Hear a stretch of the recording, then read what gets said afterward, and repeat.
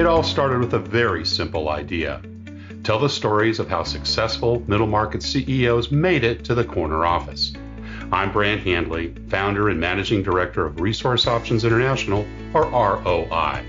We're the USA's premier executive search firm focused exclusively on empowering middle market companies to attract, hire, and retain A players while transforming top executives' careers and lives. ROI's Into the Corner office is dedicated to discovering how middle market CEOs advance their career, and we're making these remarkable and sometimes quite unbelievable stories available to you for the very first time. Listen and learn about the challenges they've overcome, the interesting people they've met along the way, and the lessons learned that steered these executives' unique journey into a middle market corner office of their own.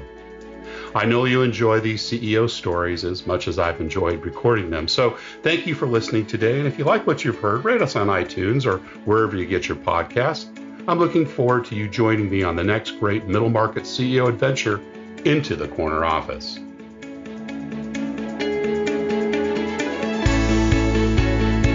My guest today is Robert Martichenko, founder and chief executive officer of LeanCor Supply Chain Group. LeanCor Supply is a trusted supply chain partner with a mission to advance the world's supply chains. Robert's mission is to embrace the role of the human CEO, where respect, empathy, relationships, education, courage, and critical thinking still matter for businesses to remain relevant and competitive. Robert's written several business books, most recently Discovering Hidden Profit.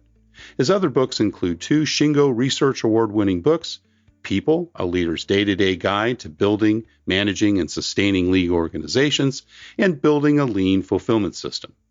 Robert complements his professional experience with a bachelor's degree in mathematics, an MBA in finance, and a Six Sigma black belt. Born in Timmins, Ontario, Canada, he and his family have lived in the United States for the past 2 decades. Robert Martichenko, welcome into the corner office.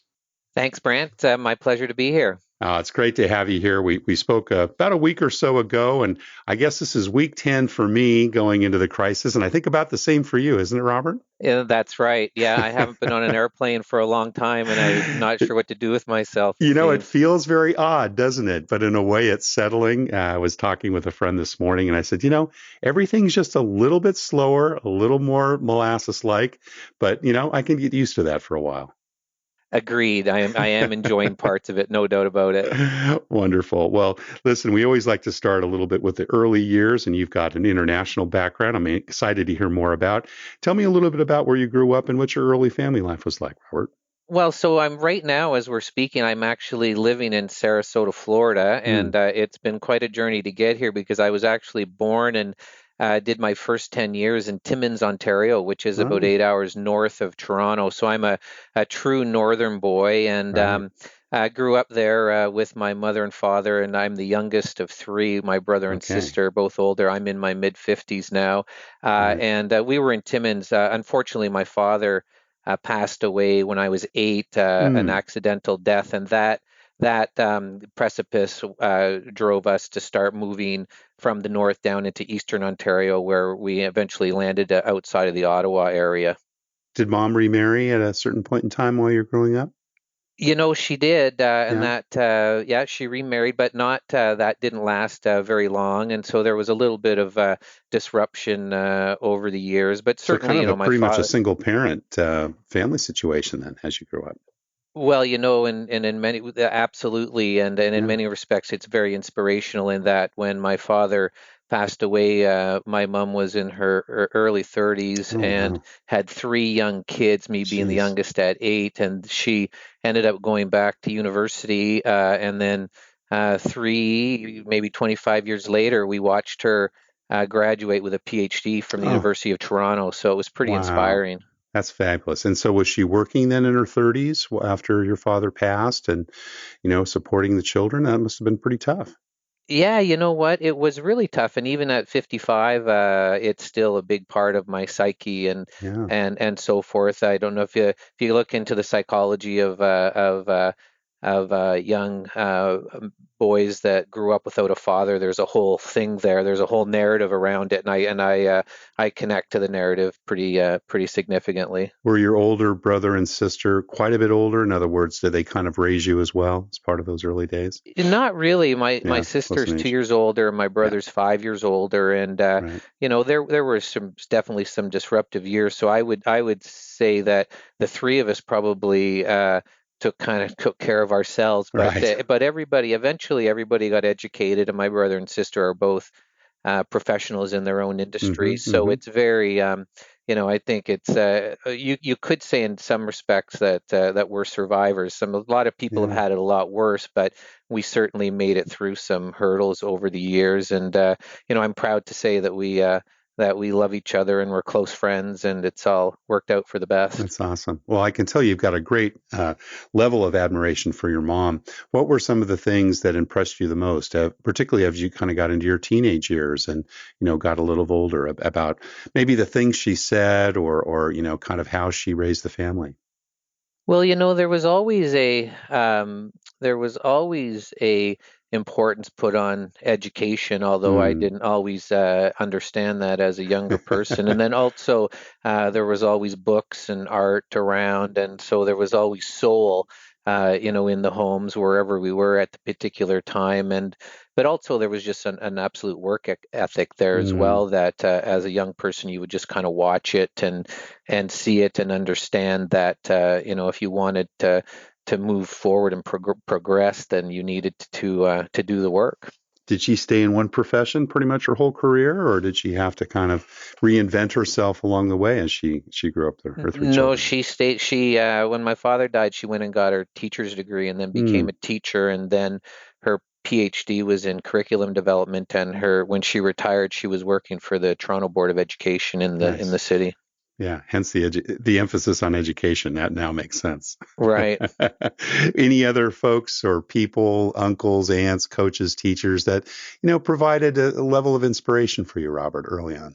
Yeah, there's definitely an uncle who's actually a business partner of mine Mm. now, but it's an interesting story in that um, my grandfather, my mother's, and my two uncles' father died when my uncle was 10 years old, and then my father Yeah, took yeah. over as a father figure to my uncle, if that makes Oh, sense. isn't that and interesting? and then my Yes, father died, and so yes. my one uncle Glenn certainly Kind of rose stepped to the in with you. occasion. Isn't that interesting? Yeah. Wow. Yeah. So a lot of identification there. So he was kind of the father figure in your life for many of those years, it sounds like. Yeah, there's no doubt about it. And Yeah. then also he was a business person in Okay. Canada, and he uh, um, built a business and sold a business. So when we started LeanCor in 2005, the first two people I went to Mm, was Glenn and also my father-in-law, who was also a retired accountant. awesome. Well, going back to those early years, were you a good student in elementary and high school or good at what you liked? That is such an interesting question. I'd at the risk of kind of sounding like spin here, I would say that I was always a student from the point of view of that I was always curious and Mm. willing to learn and willing to try things and enthusiastic. I think my mother once said I had an overabundance of unproductive enthusiasm. Uh, but from a very traditional point of view, I would say I wasn't a very good student. No, like Mm. I went to five because of some of the disruptive years. I Disruptions. ended Yeah. up attending five different high Oh, schools. wow. A couple of them successfully, a couple of them not so Right. successfully. And so I don't know, there was something about school, the way that school is designed in a traditional sense that just didn't line Mm. up with me. So I wasn't very good at it. I got up, I will say with all honesty that I got up every morning and left the house in order to go to school, Right. but didn't always make it. Sometimes I just got You lost your way. I lost my way. That's right. What were some of those outside interests? Were you involved in sports, music, theater? What distracted you on the way to school? Yeah, well, it's once we in my high school years we're in Eastern Ontario, and Mm, it's cottage country and beautiful up there. it's cottage country and lake country. Yeah. So, it was just we're doing lots of canoeing, spending lots of time in the Mm, bush, lots of hiking and camping. And earlier in my, to say that I wasn't a very good student in the traditional sense doesn't mean that I didn't enjoy reading right. and so forth. And as a younger person, I was, influenced heavily by Jack London's Call of the Mm, Wild and oh White yeah. Fang, and also Sure. a book called Where the Red Fern Grows, which is about a young boy and his dogs living in the Mm, Ozark Mountains. And most specifically, I'm a big fan of a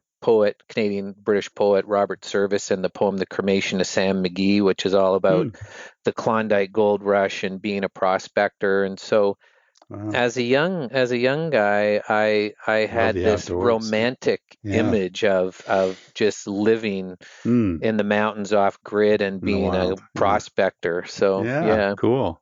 So that's where you wandered off to on some of those mornings. Well, yeah, I did, and unfortunately, there were a couple of other young lads that didn't mind doing the same stuff. So I can imagine. I A lot wasn't more always by funner with a group, I'm sure, a lot yeah, more I fun. wasn't always by myself, but we, for the most part, we did no harm. We were probably just hurting ourselves more than anything. Sure, sure. Well, exploring the wild is always a good thing to do at some point in your life. Maybe earlier is better than later. No doubt about it. What about entrepreneurial things when you were growing up? Was a paper route the thing to do in that part of Eastern Canada, or were there other money making things, or did that come later in your life? Well, I certainly had a paper route, and Mm-hmm. the Globe and Mail, which was the early morning Oh yeah. paper, and that was a little trying on a young lad. But I've got images of me setting up a piece of plywood with balloons on it and having darts, and the other kids would come by with nickels and dimes, and if they Oh, a if they little hit the balloon, they would win a stuffed front animal that yard I circus, right? Or I front think yard I fair.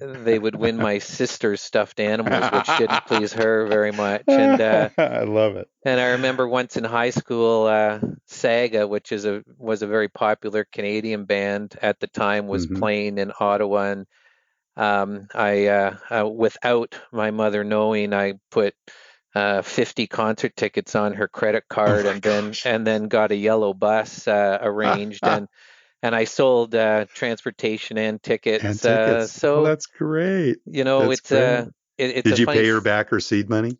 You know what? I really hope I did. If I didn't, then I have since. Let's Yeah, I just was put going to it say that. she'd probably remember Robert. So Yeah, yeah. But it's that's a good funny fun. thing because we've just recently moved to Florida, Hmm. and when I was packing up, I found a box that I have business cards that I've Oh, had right, since I right. was that I've made since I was a kid, and I've only had four professional jobs that Yeah, would issue a business card, right, and I think right. I have about 22 business cards. So everything from, you name it, t-shirts to I love it. buttons to hats, and um but All entrepreneurial things, huh? Yeah, yeah, yeah. yeah, but the fun one was probably in my mid 20s. My close childhood friend and I started what I'll actually call my first business, which was called Beaver Brothers, and we did eaves trough, or gutter cleaning as it's known in the South here, and light construction and landscaping and so Wow. forth. And so yeah, so Well, I what did would all that say extra that money yes. go towards? Were you saving towards college? Was it some high school vices, taking the girls out, or what were you engaged with Well, through all that? that's a good question. That Beaver Brothers was post high school. So Right. if I remember correctly, we might have been putting the money into fixing up old Volkswagen vans or something like that. I'm not sure exactly. Well, it sounded like you did a lot of reinvestment, right? Yeah, One thing in the we yeah. like I said, there was no shortage of enthusiasm. What there was probably a shortage of good business sense and so forth. Was going to college on your radar screen growing up? So, back to the school. So I did go to, and this is kind of the dichotomy of, watching my mother and my father, Yeah. but was a chiropractor, and he Okay. graduated from chiropractic college in 1961 when chiropractors weren't even a thing. Right. So education was clearly a part of my psyche, but so I did go to university right out of high school, but I In just Canada. I didn't have the disciplines. I wasn't taught the disciplines in Right. high school, so I was smart enough to stop, and I went to work, Hmm. and then later at 25, Came back. I looped back and Hmm. I finished my degree. Now, Yeah. did you do that in Canada, or were you in the States by that time? No, I was in Canada, so I Hmm. ended up graduating at 28 years old, actually a little older than most young people, from the University of Windsor with Okay. with a degree in mathematics of all things. Windsor's right on the border with Detroit, right? Right near That's a the, fact. yeah, Yeah, yeah, yeah, got yeah. it. Well, in probably some ways it was better. You certainly probably got a lot more out of it. Better. You certainly probably got a lot more out of it than your younger self may No have. doubt about it. Yeah, Patience and disciplines are things that, if do come with age. And what's the old saying, when the student is ready, the teacher will appear, right? And that that's that right. That's uh, right. that that old cliche is very relative to my situation. And you got your MBA later, or did you do those back to back? I did no, I did my MBA. Out of university, I had a degree in mathematics, Hmm. and then Hmm. I went looking for a job with somebody that was looking for somebody with a degree in mathematics. And believe it or not, that was in the days when we used the book "What Color Is Your Parachute?" Right. Sure. and you actually looked in the newspaper Yeah. for jobs, and so. That didn't work out so well, and then I ended up actually calling the uncle that I Of course. mentioned, Yeah. Yeah. and I just said, "Hey, Uncle Glenn, I really need a job," and Mm. he connected me to a friend of his who owned and still owns a trucking company in Nice. outside of Cambridge, and they gave me a chance, and that's how I ended up getting into the logistics and supply Got it. chain Yeah. industry. So that was the first real job out of college. That was the first Yeah. real Yeah. job out of college. Did you Yeah. have some leadership responsibilities there early on? I after about 2 years I did, Hmm. and Hmm. I started becoming a leader, and then from that job I got recruited by a big Japanese company, and they took me to the U.S., and that's when I did my Oh, MBA, just in the spirit of got it. the Yeah. MBA part. But Right. yeah, Right. yeah. And that was in a logistics company as well, the Japanese company. You Yes, stayed in the field. Yeah. yeah. I got the opportunity to go from Challenger Motor Freight, my first job, which was ran by just an incredible entrepreneur, Dan Einwechter, and I learned a And he ton was from the friend of him. your uncle's, right? That was That the, well, yeah, yeah, that yeah, and the and connection. the CFO Gene Moser is Right. exactly, Right. yeah. But I got, and I had no reason to want to leave there, but I got a chance to go to Evansville, Indiana, Mm. and I participated in the startup of a greenfield Toyota facility, and that was Oh, just that terrific. was just an opportunity that I Yeah. couldn't give up. Well, back to the first job and the time when you first started managing people. I think you said you were a couple of years in. What were some of those challenges when you first started to manage others? And I imagine some of them were probably older than you, right? Yeah, In that environment. some similar age, and Hmm. and in my first job I didn't end up with a big team, and my challenges there was that I just had zero experience leading Right. people, and Right. so and I was still just trying to find my own way in that first job, and the old fake it till you make it attitude, and so you've got your own insecurities, and so I was half, one foot in just trying to understand who I was, and then also trying to become a leader. Right. So there was learnings there. But when I went to Evansville, Indiana, that was literally we had to hire and onboard 150 people Oh in my about gosh. about 6 months, and And it I was a was the production facility, right? it was Or yeah, a production facility DC. making trucks, yeah. Yeah. Wow. And my job was on the logistics side, so we had to hire truck drivers Mm, and dispatchers and logistics wow. engineers and so forth. Yeah. Wow. Wow. What a great experience. What were some of those lessons that you learned early on in terms of managing others? Well, I think that the if I look back, and I think of my first job, and then even the first time that I was working as a leader, I realized that I needed to learn how to listen a lot Mm, better. mm, I can remember a leader once taking me for a walk and saying, "Robert, you've got 2 ears and one mouth, so what should you be doing more of?" right. And I think these are probably typical rookie Sure. mistakes in that when we first become leaders, we think our job is to somehow make people think that we're the smartest person in the room and have all the answers, and that's just simply not the case. And Right. as we learn and grow, I think we learn to that we act to try to listen more, to try to be humble, um, Mm, and and as a leader, one of the things I think one of the big lessons for me is that I really started to at one point really just try to learn how to actually learn.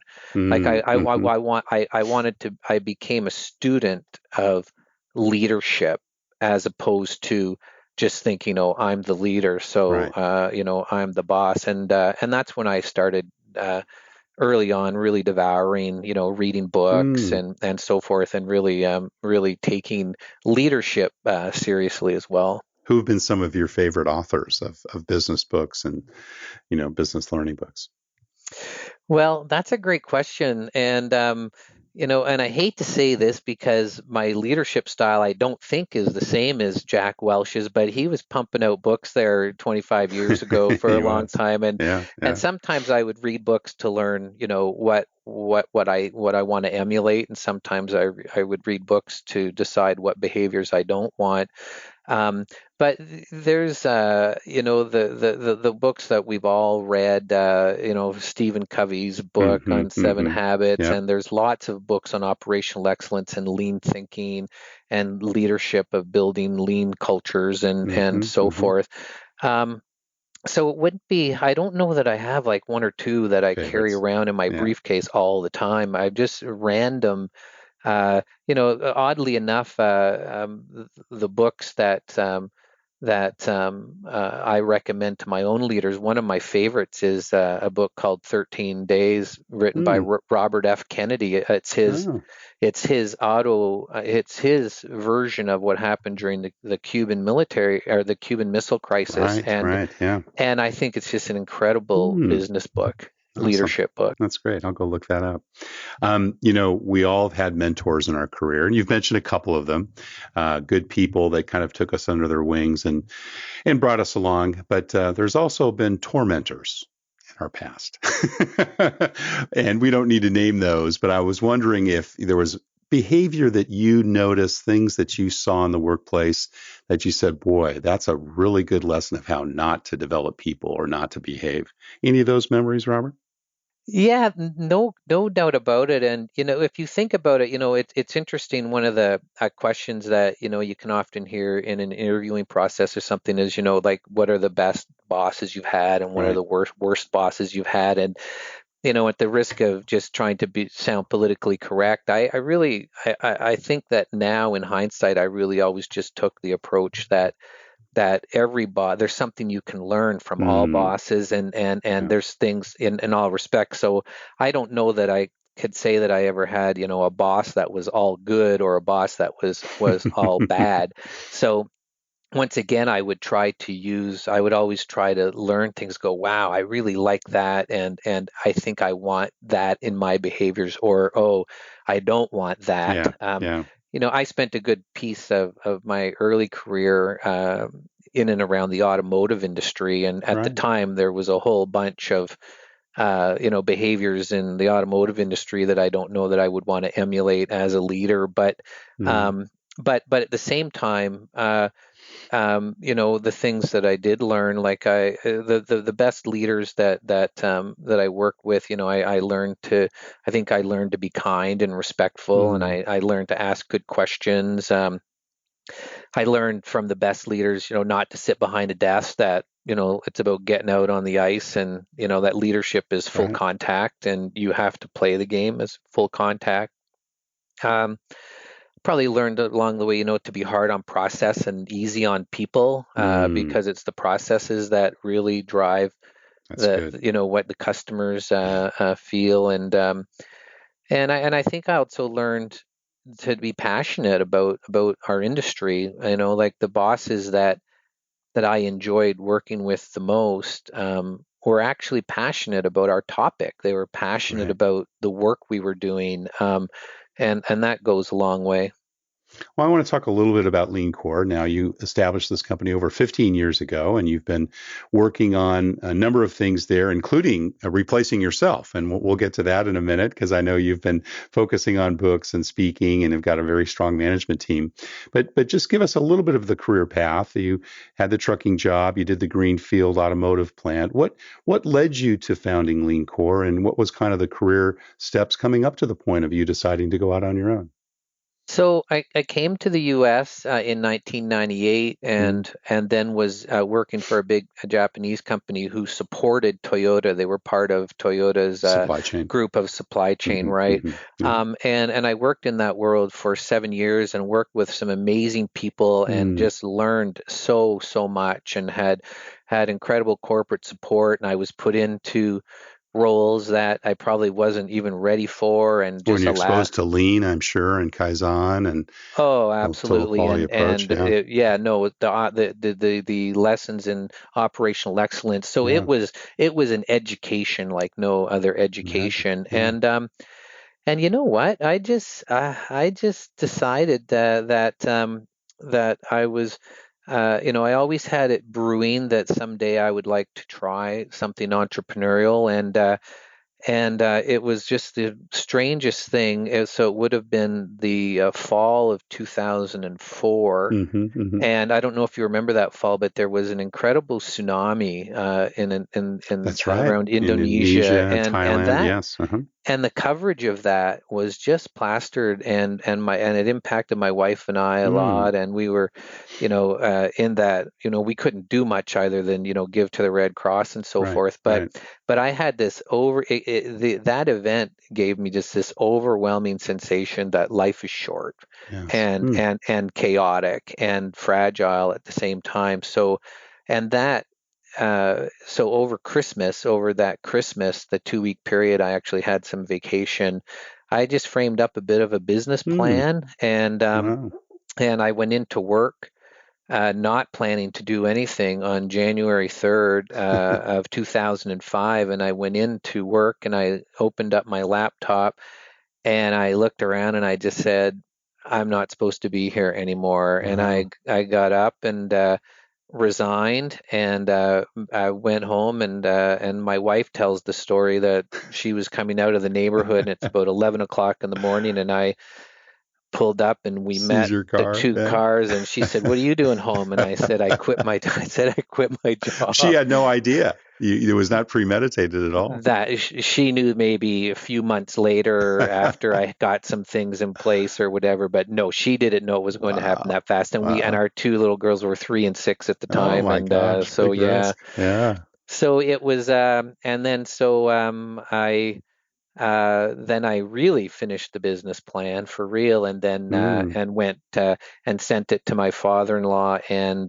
gave a copy to my wife, who had a little money outside of our relationship that she Right. had saved prior to us getting together, and then my uncle, and all three of them decided to invest, and here we are. Wow, that's fantastic. Great. And what was the principle behind establishing LeanCor? Tell us a little bit about, your core values, and what were you trying to do different than perhaps other folks in the supply chain industry? Well, the first thing is that it's a supply chain company, which is what I knew, because that's the work that I had done and because of my Would first we job. classify you as a 3PL? Would that be the category, or you do things differently than a than a third party logistics provider?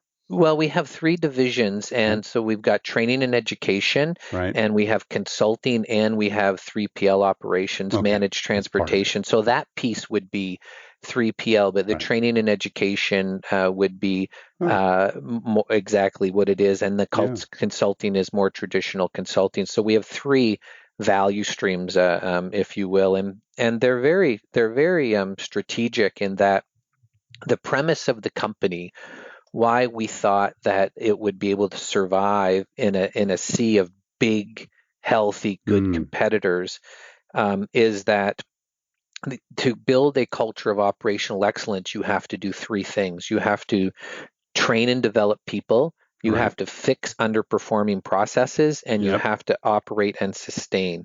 Absolutely. And Yeah. and there's organizations that do one of those three Mm. things, but there's very few that do all three. So Mm. the premise of our strategic vision at the beginning was that we could be a one-stop shop to train and Mm. develop people. That's the training and education arm. Right. To fix underperforming processes, that's the consulting arm. And then to actually operate and sustain, and that's the operations Mm. arm. And are they all based on lean principles? I mean, the training as well as the consulting part of it, or do you take a broader view in terms of training and development and The education? training and development at the most strategic level focuses on building cultures of operational excellence or Okay. lean cultures. Yeah. Good. And then we cascade from there to end-to-end supply chain. And then we cascade from there down to actually functional supply chain functions, Yeah. Operational transportation, execution. warehousing, Yeah. and so forth. Yeah, Yeah. awesome, cool. So very, very well integrated. It doesn't sound like there's other people like that in the industry. I've talked to a number of 3PL guests. We've had a few on the show, but that's quite comprehensive. And do you find that your clients kind of flow through all three divisions? We have clients that engage with one of the Okay. divisions independently, and then we have others that flow through all three as well. Mm, The train in the early days, it started with just me. right. So I was literally consulting during the day and then building the business at night. And Right. our market contact strategy was training and education. So in the beginning, the training and education was a product and a revenue stream, but it was also our market contact strategy. That's where we would meet industry people, Right. and then we would build trust, and then that might lead to a consulting job, and then that Yeah. might lead to a managed transportation Yeah. job. Yeah. I've heard it said before, Robert, particularly with founding entrepreneurs after a number of years there, and particularly in the early years as well, that it can be somewhat uncomfortable having your answers questioned rather than your questions answered as a CEO. How do you handle that situation? Is that something you're comfortable with? Well, so this is all a learning. This is all a learning evolution as well, right? Like if there's one thing that we all know, the ego is a fragile thing, and as leaders and entrepreneurs, there's always no shortage of ego because Mm, ego and it's not always a negative thing. It's what drives people in many respects, that's right? right. Yeah. Um, and and and so what I've tried to do over the years when we ran into this, if I was kind of feeling like some of the things that I was coming up with were being questioned, and I was very passionate about something. I always Mm-hmm. just tried to educate people on what it's like to be inside the body and mind of a CEO Mm, and an entrepreneur, and I right. think that when we do that's really helpful in the conversation. Like for example, I think what a lot of people don't understand is that if you're the founder and owner of a company, for the most part, you live with a 24/7 fear of failure. Like Exactly. you get up in the morning, It's your bank account. in everything, right? And you get Right. up in the morning and you just say, "Oh my gosh, why would our customers stay with us?" Mm, And that fear of failure is extremely motivating, and right. and what then and then and so you spend all weekend thinking about something, and then on Monday morning you get people on the phone and you come across as very passionate and very kind of firm and dialed in on your convictions. And I think that when somebody's really passionate and firm and dialed in, it's harder for somebody to question that person Interesting. because Yeah.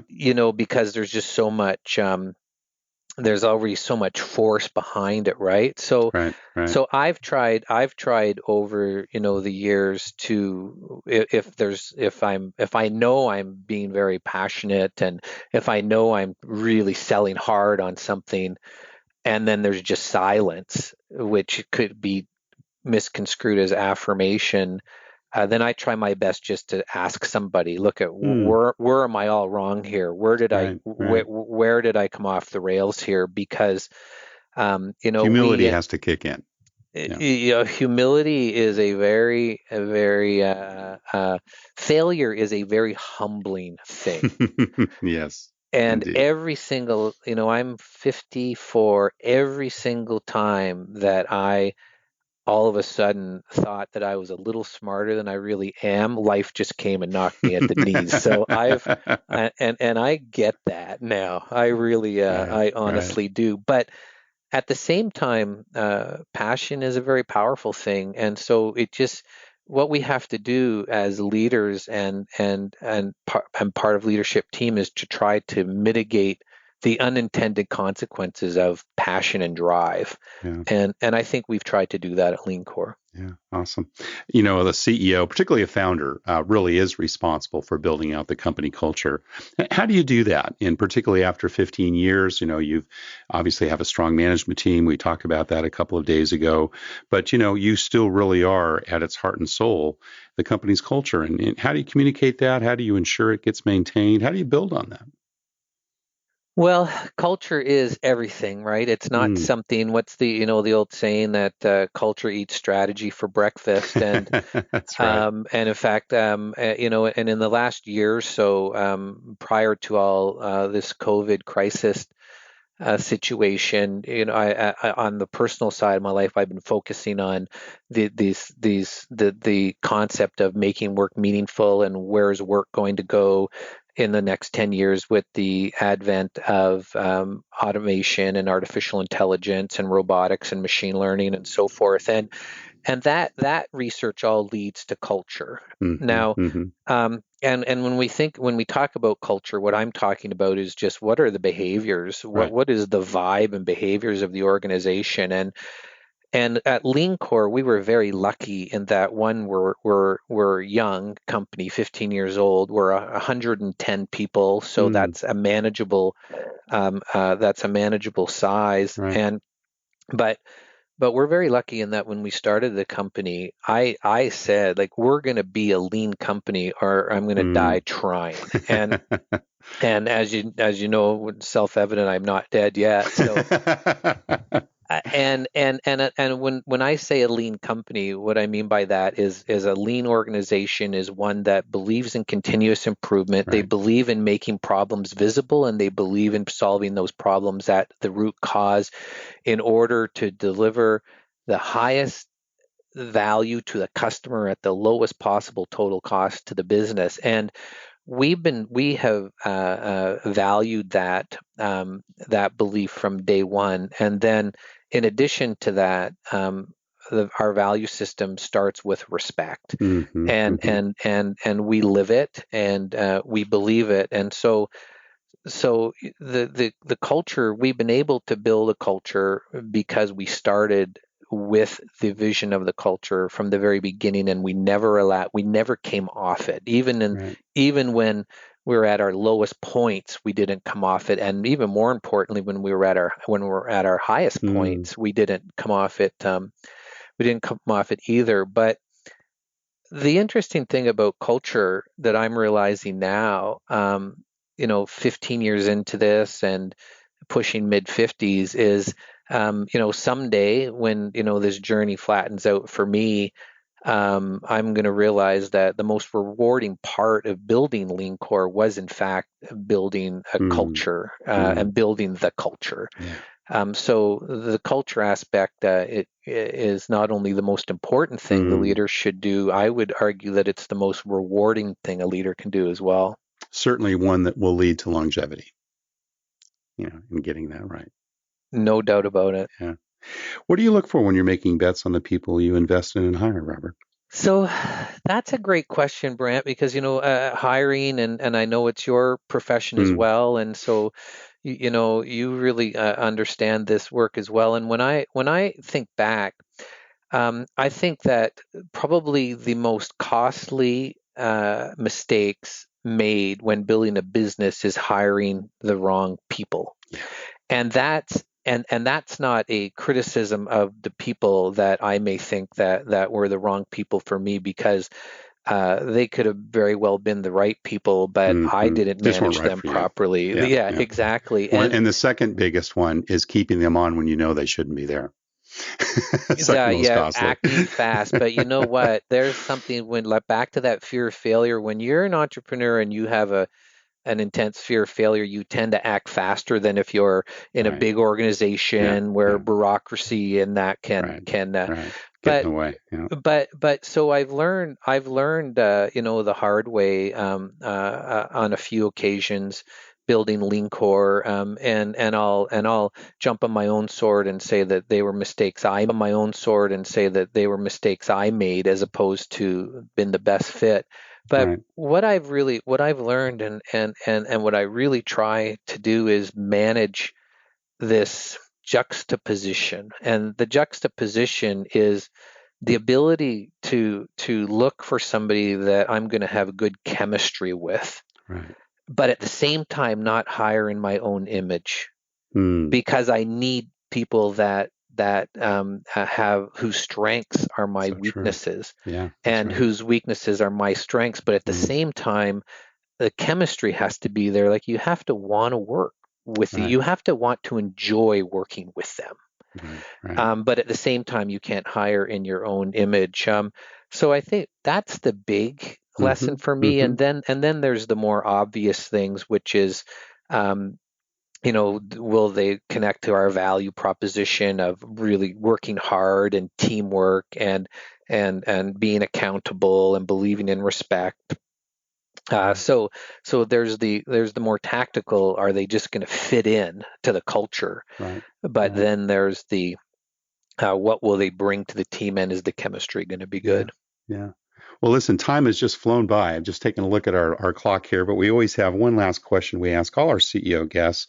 And what kind of career and life advice would you give to someone who, Robert, perhaps has their eyes on the corner office in their current firm, or maybe like you, has start with big corporate and wants to be an entrepreneur like you someday? What would you tell them, or tell your younger self 20 years ago?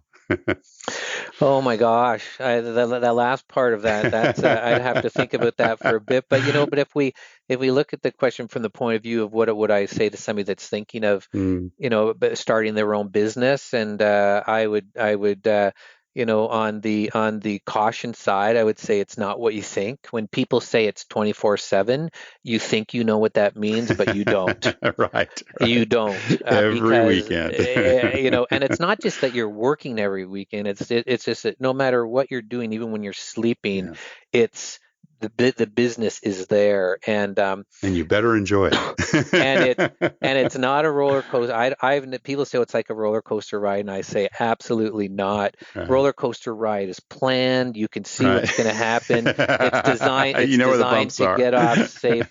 I liken it like flying a kite. You just, one minute you're Uh, soaring, the next minute you're crashing to the I love ground, and that.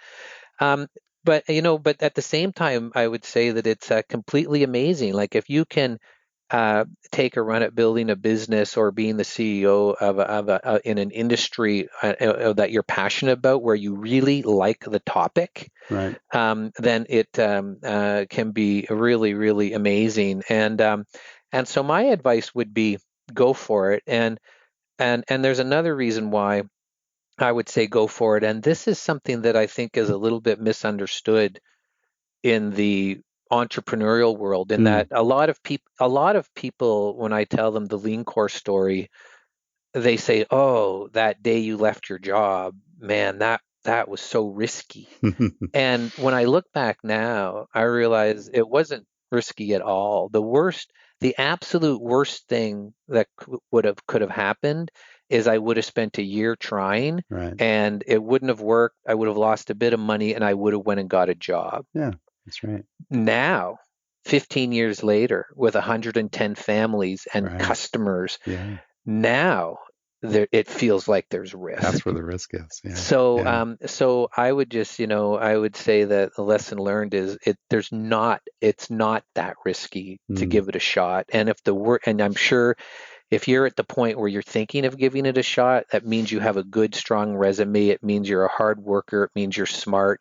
You can always go and get a job if it doesn't work out the first time. Particularly if you do it in your 30s or your 40s, like you did, right? Doing it early on. Yeah, take the risk. Yeah. Well, Robert Martichenko, founder and CEO of LeanCor Supply Chain Group, thank you so much for sharing your journey into the corner office. Thanks, Brant. Thank you for listening to Into the Corner Office with Brant Hanley. We hope you enjoyed hearing our guest CEO story as much as we did. If you want to hear more CEOs reveal their journey into the corner office, please subscribe via iTunes and tell your friends and colleagues. For more information about Brant, Resource Options International, and the mighty middle market, visit www.goforroi.com. We look forward to having you join us for our next episode.